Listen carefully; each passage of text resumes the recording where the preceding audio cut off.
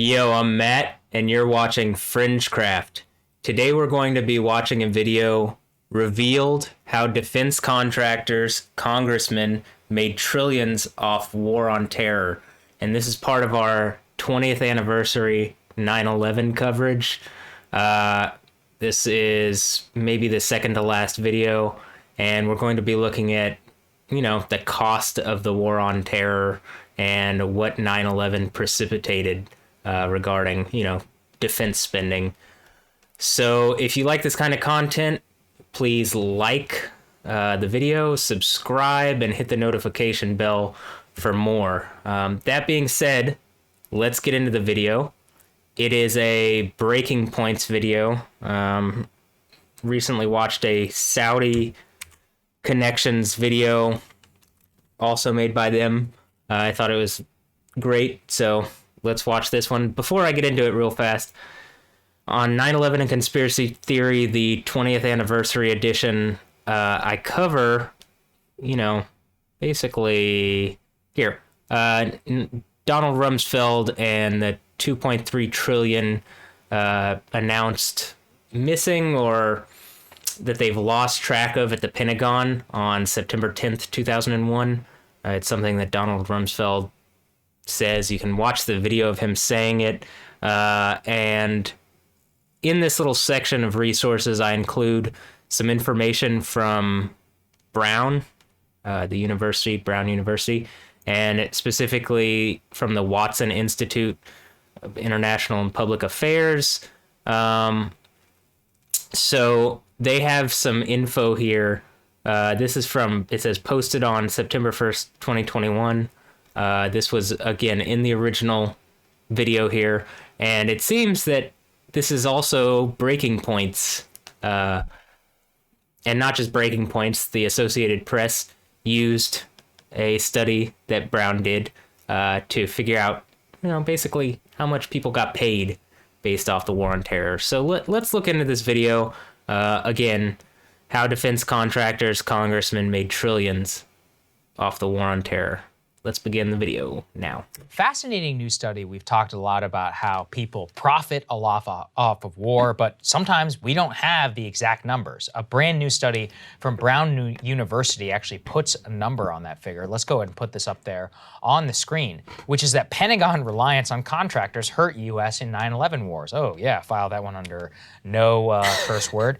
So up to half of the 14 trillion spent by the Pentagon since 9/11 went to for-profit defense contractors, a study released found. It's the latest work to show that the reliance on private corporations for war zone duties used to be done by troops contributed to mission failure in Afghanistan. So there's two important things that are going on there. Number one is obviously there was a profit incentive.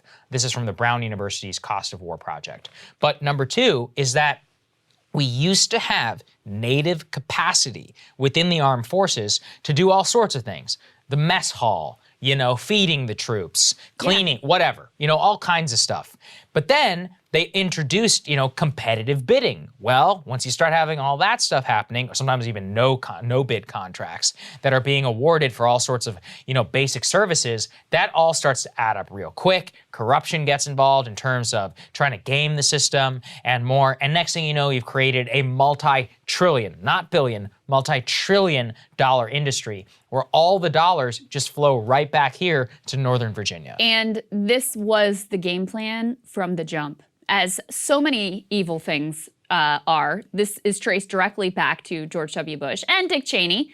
The article says it started with then Vice President Dick Cheney, former CEO of Halliburton. Halliburton received more than $30 billion to help set up and run bases, feed troops, and carry out other work in Iraq and Afghanistan. By 2008, the defense contractors argued that relying on private contractors for work that service members had always done in previous wars would allow for a trimmer U.S. military and be more efficient and cost effective. There are a couple impacts that this has. Number one, people get fabulously wealthy. Fabulously wealthy. $7 trillion. In fact, there's some number in here. One of these defense industrial contractors has received more contracts than the entire State Department budget. I mean, that's the type of money that we're talking about here. So number one, people get fabulously wealthy. Number two, you can portray to the public that there's a lot less cost in terms Light of footprint. lives. Yeah. Light footprint. So those politically problematic, having actual troops on the ground, risking their lives, those numbers become less. So the American people are sort of fleeced about what's really going on and how heavy of a footprint and presence you really have in the countries. But in terms of how this actually hurt our effectiveness on the ground here, they provide a couple of very specific examples. One with regards to, we insisted that the Afghan army use our US-made Black Hawk helicopters, when it was the case that basically the only people who knew how to fly and maintain these helicopters were us and our contractors. Remember, this is actually the same issue that I'm going to guess that the Taliban is going to have with this fleet that they've now inherited.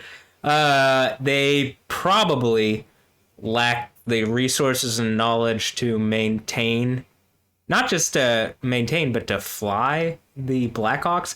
I think I've seen a video where they were driving one around like an airfield or the tarmac, but it wasn't lifting off the ground. And reasonably, it's because they don't know how to fly it. And I just, I think that's kind of funny. But additionally, like I was saying, it takes a lot to maintain this really expensive hardware. So, who knows if, some of this stuff is actually going to be as effective for them as it would have been for the Afghan National Army. Additionally, they could just kidnap like former Afghan National Army people and have them like teach them how to fly the Blackhawks and, use the equipment. If there are any of those people, left in the country or that haven't been executed. So it's incredible to me that we literally left, I've heard $85 billion worth of equipment. And I've seen some videos, like you can look up, I believe it's Funker, and it like maybe 530. And he's a YouTube guy who posts up, basically it's a channel on YouTube. It's like military combat and veteran channel. Anyway, he's posted, or the channel has posted recently, I think it was on his channel, like and I'll post this, and all this stuff will be in, as much as I can will be put in the description, but it's a video of like, a U.S. contractor like walking around in August or maybe the beginning of September, like walking around the airfield around, in Afghanistan, the airfield that's famous for all the people trying to get out and that was attacked and stuff. But there's a checkpoint, and he's just going through all the equipment that is just like out in the open, literally out in the open, for people to like look at and take. I mean, anybody probably could just walk up and take it. And they're just AK-47s, M4s. And when you look at the comments, it's like, first of all, they're fully automatic weapons with all the, with attachments and stuff. And it's like, the part of the joke is that, they left for the Taliban better weapons than Americans are allowed to own back home. And they left them for free. And, if you want anything close, like a civilian version that's semi-automatic or something here in America, you got to pay top dollar. And they just left these for the Taliban. Additionally, they had plate carriers. So like, tactical vests that you put ceramic plates in that, can take bullets. It's like body armor, basically. Tons just laid out on shelves. Same thing with the AKs and M4s. Up armored Toyotas. So armored Toyotas that are bulletproof, just in this parking lot. And just all sorts of other equipment. Like I think that there's radios and stuff. But I mean, honestly, it's kind of absurd to me that this much was left. And part of it is the waste related to, well, there's just, the government will buy more if it needs it. It doesn't need to take it away or anything. It's like, there's so much money's already wasted on this stuff anyway. It's like, what's another 85 billion being spent? spent on stuff, which, I mean, it's a lot of money. Think of how even that 85 billion, think of how that would have helped any U.S. city. Like, any U.S. city could use that for a massive development, for large-scale massive development. And even, New York and Los Angeles, where the infrastructure and development costs more in those cities, specifically New York, but even Los Angeles, because of how, everything's just more expensive in those cities, first of all, because more people want to be there. So, like, even in those places, like, the whole Hudson Yards, multi-billion-dollar, one of the largest developments in the country, maybe in the world, one of the most expensive, at least. I think it's cost $25 billion, or that's how much the total costs of this new, ground up, redevelop this old train yard into massive office towers, like state-of-the-art office towers, and a tourist spot, and condos and homes and stuff. It's $25 billion. So you could build 3 of those for the price of just the equipment that they left in Afghanistan, plus like $10 billion on some other stuff. I mean, it's actually absurd. So, that's why this is important. Like, that's one of the reasons why. It's just the amount of waste, the absurdity of it all, the likely continued waste of money is just mind-boggling. Let's continue watching.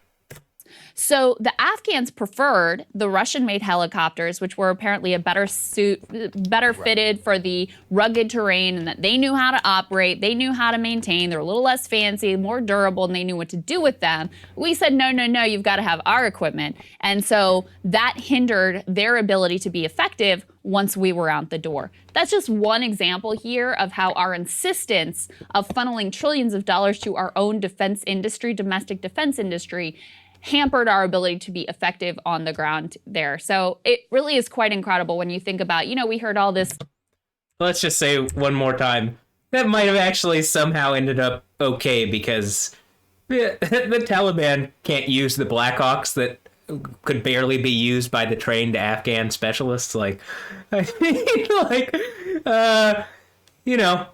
see her point, and I raise her a, yeah, but the Taliban now have it. So, I mean, maybe that's a plus.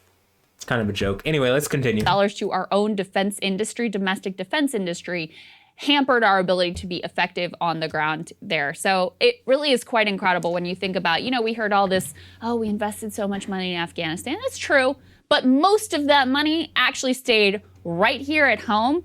And when you talk about who won and who lost this war, the people who were profiting off of it, they won all day long. They're still going on cable news to make the case for why we should stay forever. And you cannot possibly wrap your mind around the amount of money that was at stake for these folks. Yeah, and let's go ahead and put this up there in terms of our personal congressmen and women, which is that, and you found this was pretty good, at least 47 members of Congress and their spouses hold between $2 million and $6.7 million worth of stock in companies that are among the top 100 defense contractors. I think he said 47%, but that says 47 members, which is not 47%. But that being said, there's still a lot of congressmen holding quite a bit of money in their close relations, immediate family, holding quite a bit of money in defense contractors. So, I mean, just think about that. To the average person, $2 to $6.7 million is, it's a lot of money to me. But, like, to some of these people, that's not that, this is a lot, but it's not that much, It's not their whole wealth, but it's a lot of money. I mean, think about it. Again, in D.C., it's another one of these cities like New York and L.A. where your money doesn't go as far. So you can't, what $1 million gets you here in Houston, you're not going to get the same, it's not going to go as far in D.C. or New York or L.A. Anyway, all right, let's go. And once again, look, are they personally making decisions in order to benefit themselves? There's actually no way of knowing that. There's literally zero. So what do you think we should do? Well, maybe, you know, have a law that says they can't do this whatsoever. Every time Nancy Pelosi does some crazy stock trade, it's not just her, you know, Richard Burr, all kinds of Republicans, Democrats, everybody's involved. Pelosi you know, does seem particularly bad, though. Her husband, you know, the guy, it's just like, dude, you're like 80 years old. You're worth $100 You have million. enough. Chill. You guys have a whole freezer fridge. is full of ice cream, guys. Right. You can made lay it. off. You've got the freezer that's just for ice cream. You're good. You know, I don't understand it. But maybe that's why I'm not worth $100 million. That's exactly why he's not worth $100 million. I mean, there's very few people that are worth hundreds of millions or billions of dollars that aren't, you know, that's not their attitude. There might be, you know, I think there's some people that actually are, you know, they stumble upon them. I don't want to say stumble upon the money. They get it, you know, based on means. They're just very effective at something and they've made smart decisions. But other people are just ruthless. Anyway, you know, I don't, like I said in my previous video here, I don't fall on Team Red or Team Blue. At this point in my life, I realize it's like all a charade, right?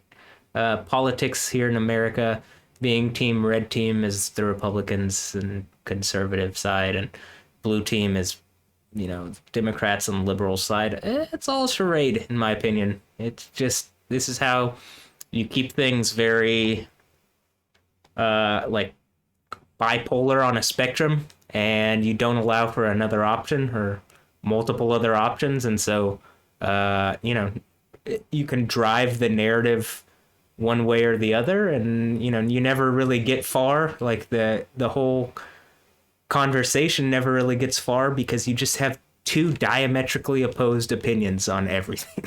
And you know, that's one of the reasons why I don't like that. But anyway, I don't think it's any one side in particular. I think they both do it, like, a lot. And you know, that's one of the things that frustrates me is whenever one side, like Team Red, goes, hey, you guys are benefiting from this, and Team Blue's like, hey, you guys are benefiting from this. And there's not like Green Team that's like, I mean, there's a Green Party, but anyway, they're not like, but you both are benefiting from these things, and you don't allow a third party to establish itself or even to get running because, you know, you have to already have so much of the vote before you can even join the debate, like the literal debate between Democrats and Republicans where they get up on a stage. You already have to have like a reasonable part of the vote to even like be considered. And how are you going to get that if you aren't able to show that you have this party or whatever? So there actually had to be some kind of grassroots, you know, something or other that develops, and you know, that's unlikely. So anyway, okay, let's keep watching.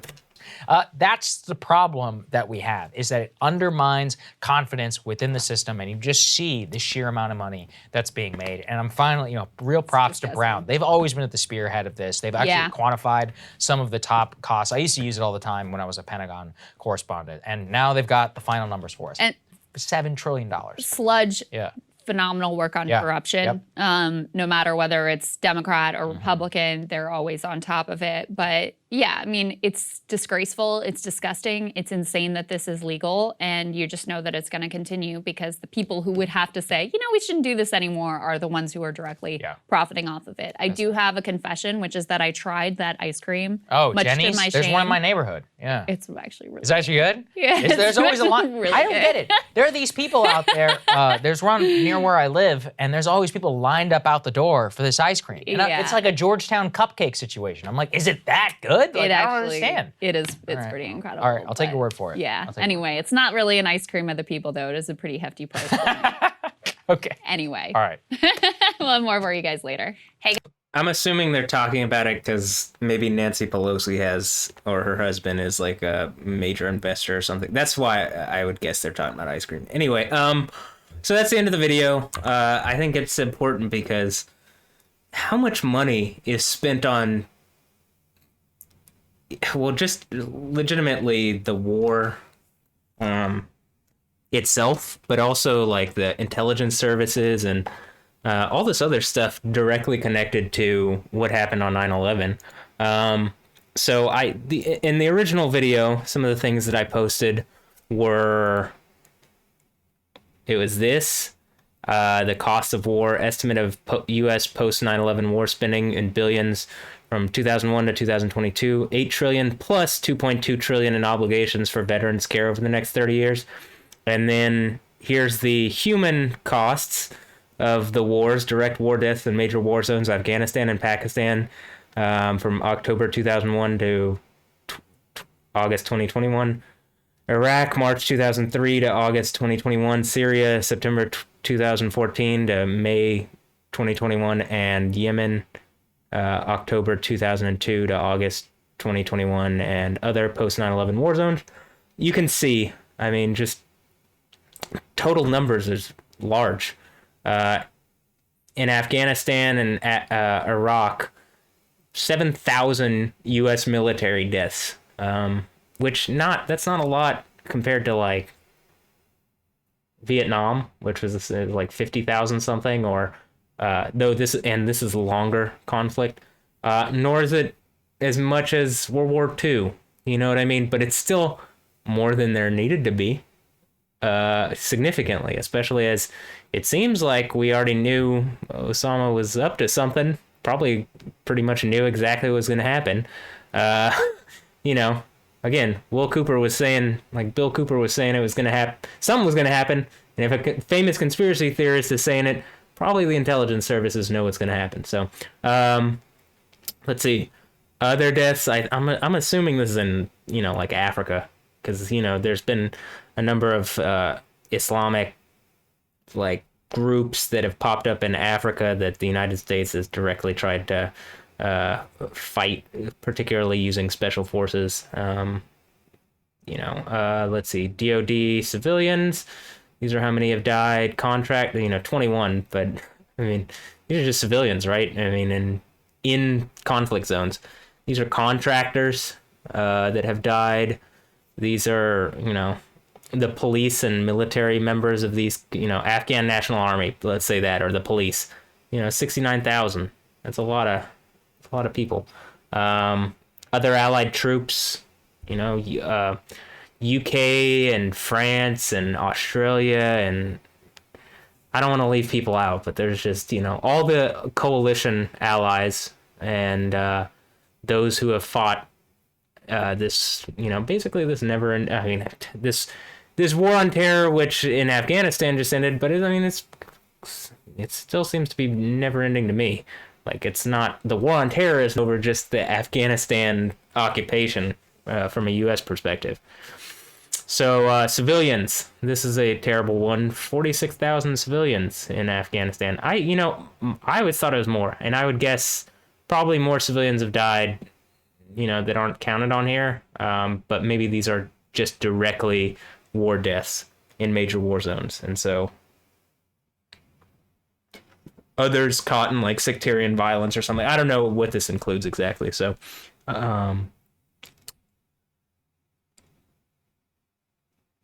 it's okay. It says several times as many more have been killed as a reverberating effect of the wars because, for example, of water loss, sewage, or other infrastructural issues and war-related diseases. So yeah, this isn't all the people that have died.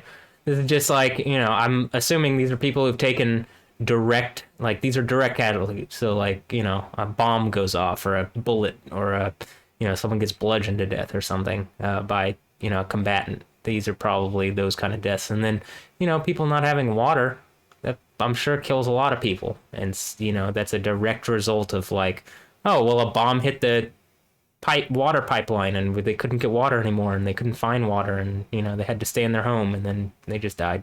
So it's very sad. And this is one of the biggest, most sad parts is like, the military losses are very sad, but the civilian loss is like, these people didn't ask for this at all, man. Like, they didn't volunteer to join anything.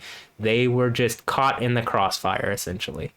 The opposition fighters, they don't fall under that, but, they're basically just fooled people that have chosen, like, made terrible decisions to pick up arms against the United States or its allies, Or, the Afghan National Army, they picked up a gun and tried to shoot at a National Army guy and he got shot or something, So, or against contractors or whatever. Anyway, I mean, you can only assume ideologies. It's like, I don't think there's an actual war here. It's like a battle of ideologies. Because if you can get people to do that and pick up guns for no reasons, to fight a fight that they don't need to fight, you have a problem. And that's why I don't think you win this kind of war with pew, pew, pew. You win it with, actually what's going on right here. And you make it known. You're like, this is what's going on. This is the game that's being played. You're just a pawn on the chessboard. Don't pick up that AK because you're just a pawn, man. Like, you don't want to just be a pawn that gets knocked off the board, right? Same thing to the military members. Don't just, I think the military is very important. Don't be a pawn that gets played by, the idea is that it's old men that send young men to die. Right? Old men who've never seen combat that send young men to go see combat and die. And personally, like I've said in the 9/11 conspiracy theory video, like the two generations before me and my family fought in World War II and in Vietnam, and they were drafted. And one fought in a segregated unit and came home to, well, probably racism, right? I mean, I'm not in his shoes exactly, but I can see how, certain things are today. I can imagine in the 40s and 50s, it was not the easiest thing. And then in the 60s and 70s, my dad fought in Vietnam in the 60s and like the late 60s, 67 to 69. And I'm sure it was very difficult. I'm sure he saw more combat. I mean, my guess is that he saw more combat than his dad did because they had helicopters that could take him into combat and then bring him back out and then take him back in and bring him back out. And then, instead of just, they would advance on a town or whatever. It's a different style of war. Just as this conflict that we've just gotten out of is like more urban and has been more urban, or is in the mountains somewhere or something. But you're just constantly under, getting people pot shots at you and then they run away. And like, I'm sure it's mentally disturbing. So it's just very hard. And obviously journalists and humanitarian workers, that's sad too, because it's like journalists want to tell the story of what's going on and humanitarian and NGO workers are trying to help people, right? That's the idea. And, to lose your life while you're helping people sounds like a tragedy to me. So total is almost 1 million people, right? That's a lot. That's a lot of people for, basically what could have been stopped numerous times by down the chain. Again, the most popular conspiracy theorists of the time, William Cooper, is saying they're going to blame something on Osama bin Laden and it happens, what he's saying is going to happen seemingly happens a month and a half later. I mean, it's probably an indication that something was going on, that it was really obvious that this guy was about to do something. And, I'm sure the intelligence services knew they could have done something. They could have gotten him at any point between 1997 and 2001 after the CNN reporters went there. I mean, there's just, lots of stuff. What Crystal was saying in the previous video that we watch is, not this video, but the video that I watched earlier, and there will be a video up for relating to the Saudi connection. Osama bin Laden was just offered to our government by, I'm assuming, the Taliban and the tribal forces, and we declined because we thought, oh well, we don't want this to be a hotbed. I mean, the idea was that the government was like, the military decided they didn't want it to be a hotbed for terrorism, Islamic terrorism in the Middle East. So what good idea that was, right? I mean, and I guess the other thing is, I don't think Osama bin Laden got what he wanted, because all this did was bring greater Western intervention in the region. I mean, actually, it's not like this costs a lot of money. Has it drained America of its resources? A little bit, but looks like the U.S. is still pretty prosperous, and I think all it's done is driven more towards that, new world order that William Cooper was talking about. I'm sure Osama bin Laden wouldn't want that either. Like that could not be good for his cause in any instance. So, I mean, I don't think he got what he wanted out of it. I think he underestimated what would happen, and the foolishness that the American government would participate in for no reason. Okay. Let's see. Pentagon reliance on contractors hurt U.S. in 9/11 wars. This I will link in the description. Here is the study that they did. You click it and it pulls this up. I already have it pulled up here, so I'll just use this one. It says Pentagon spending has totaled over $14 trillion since the start of the war in Afghanistan, 1/3 to 1/2 of which went to defense contractors. Again, 1/3 to 1/2. That's a big jump. That's like 30%, 33% to 50%, right? So this is kind of what went where, right? I mean, I feel like that's what this is kind of saying. But anyway, you can read the full paper here. When you click it, it brings up this document. This document is 23 pages long. It's very recent, September 13th. So, I mean, this didn't exist when I did this video, but this other stuff did. It came out in September 2001, and maybe it just been constantly updated, and will continue to be, though we're no longer in that same region. But anyway, so this is important. I'll leave this for you to read. I mean, the introduction, look, $14 trillion, that's a lot of money. I don't even think that includes the 2.3 trillion, which adjusted for inflation is like 3 trillion, 3 point something trillion. But let's look real fast. Let's watch this one last thing, essentially. These are also the war on waste, America's missing money. You can look at these links that I posted. This is in the 9/11 and conspiracy theory. But let me pull this up and see. Do more.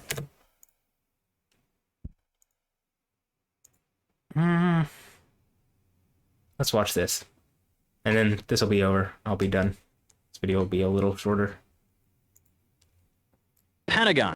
The day before 9/11, Secretary of Defense Donald Rumsfeld declared war, not on foreign terrorists. The adversary is closer to home. It's the Pentagon bureaucracy. He said money wasted by the military poses a serious threat. And then the next day, 9/11 happened. But I mean, think about that. He's saying the adversary is closer to home.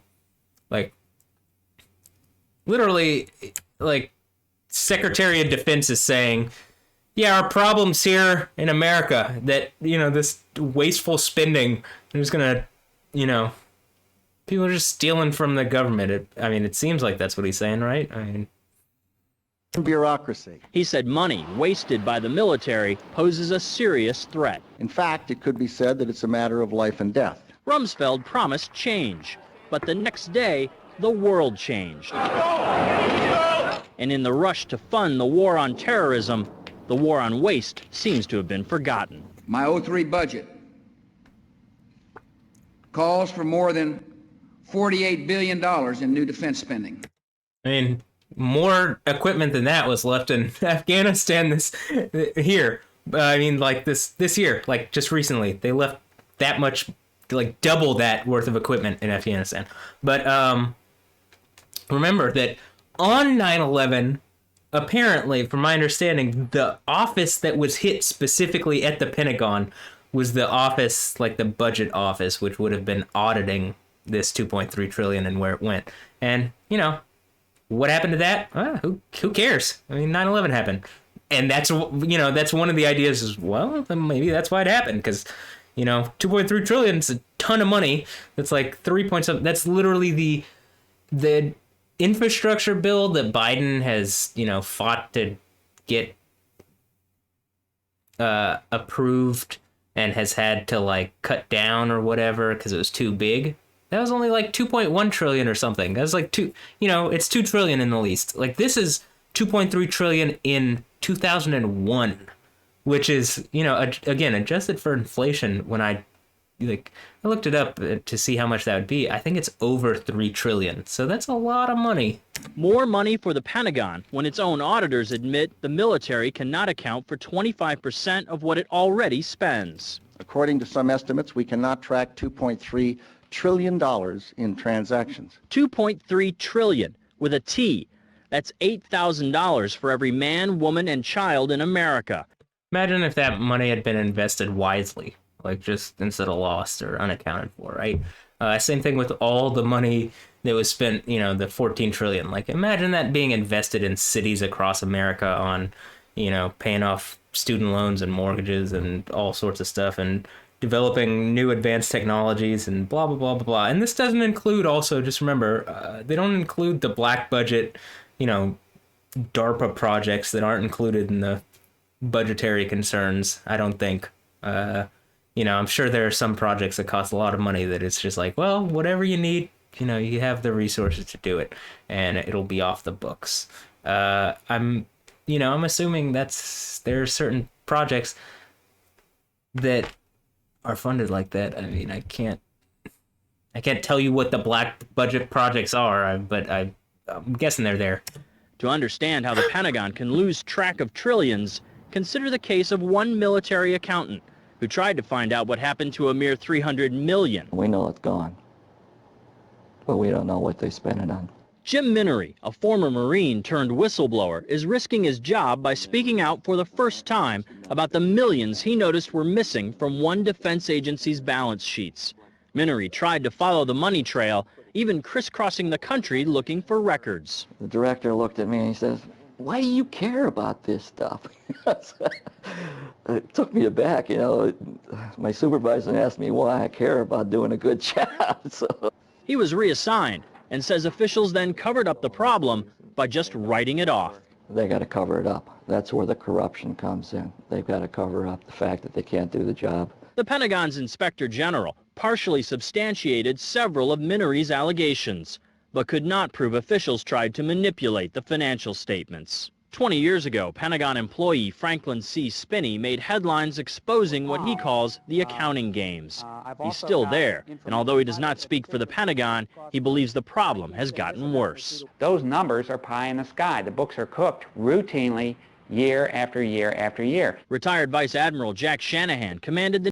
Can we trust these? Because I'm sure they're getting the numbers from the pie in the sky books that he's talking about, right? Like, it's not that can we trust Brown? I'm sure Brown is trying to do a good job, but it's like, well, if they're getting fake numbers, I mean, could they even calculate it? I mean, they could, they did, but is that right? If those are pie in the sky numbers, right? If they're based on pie in the sky numbers, that's my additional point from this. Routinely, year after year after year. Retired Vice Admiral Jack Shanahan commanded the Navy's Second Fleet the first time Donald Rumsfeld served as Defense Secretary. With good financial oversight, we could find $48 billion in loose change in that building without having to hit the taxpayers. In the 2.5 minutes since this report began, the Pentagon has spent nearly $2 million, and it may never know where 25% of those tax dollars went. In Los Angeles, I'm Vince Gonzalez for Eye on America. I mean, you know, it's just absurd. And, I